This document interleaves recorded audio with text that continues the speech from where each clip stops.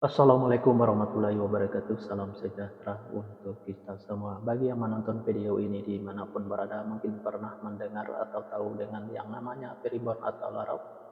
Kalau pernah mendengar atau tahu dengan yang namanya primbon atau larau ini, apakah penonton tahu apa arti dan maksud atau tujuan dari primbon atau larau ini?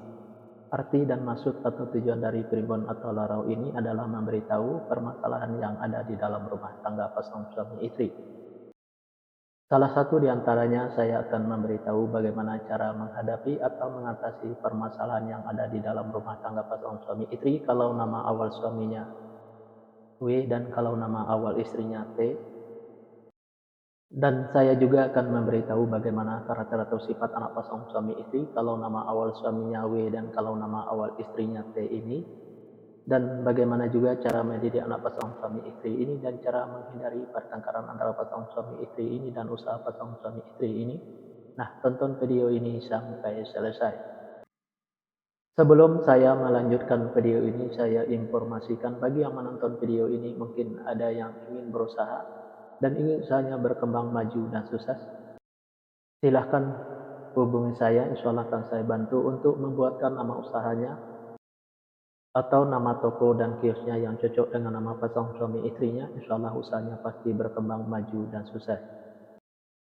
Nomor WA saya ada di profil. Baik, saya lanjutkan memberitahu karakter atau sifat anak pasangan suami istri ini dan cara mendidik anak pasangan suami istri ini dan cara menghindari pertengkaran antara pasangan suami istri ini dan usaha pasangan suami istri ini. 6 fase. 6 fase ini saya bagi menjadi 2 episode.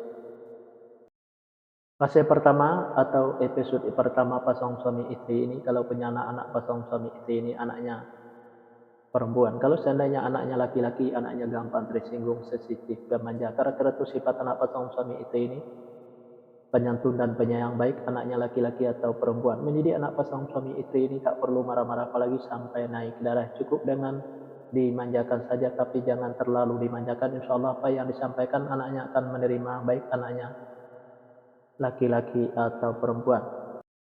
Pasangan suami istri ini egonya tinggi baik ego suaminya maupun ego istrinya. Untuk menghindari pertengkaran antara pasangan suami istri ini, turunin egonya baik ego suaminya maupun ego istrinya. Usaha pasangan suami istri ini saya ibaratkan seperti rumah di pinggir kali. Kenapa saya ibaratkan seperti rumah di pinggir kali? Karena yang namanya rumah di pinggir kali kalau hujan selalu kebanjiran.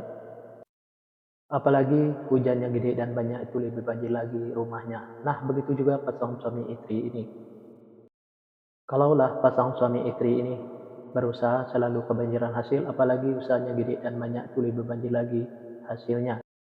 Fase yang kedua, pasangan suami istri ini kalau punya anak-anak pasangan suami istri ini anaknya perempuan. Kalau anaknya laki-laki, anaknya gampang tersinggung, sensitif, dan manja. Karakter atau sifat anak pasangan suami istri ini penyantun dan penyayang baik anaknya laki-laki atau perempuan. Mendidik anak pasangan suami istri ini tak perlu marah-marah, apalagi sampai naik darah. Cukup dengan dimanjakan saja tapi jangan terlalu dimanjakan. Insya Allah apa yang disampaikan anaknya akan menerima baik anaknya laki-laki atau perempuan. Pasangan suami istri ini egonya tinggi baik ego suaminya maupun ego istrinya. Untuk menghindari pertengkaran antara pasangan suami istri ini, turunin egonya baik ego suaminya maupun ego istrinya.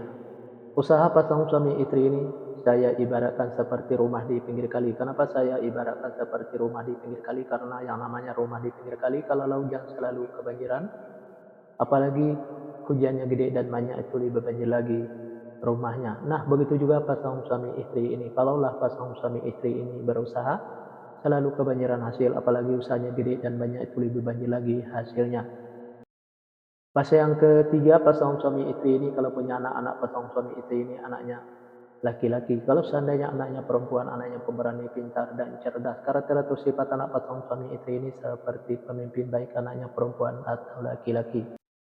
Mendidik anak pasangan suami istri ini tak perlu marah-marah apalagi sampai naik darah. Cukup dengan logika dan masuk akal saja. Insya Allah apa yang disampaikan anaknya akan menerima baik anaknya perempuan atau laki-laki.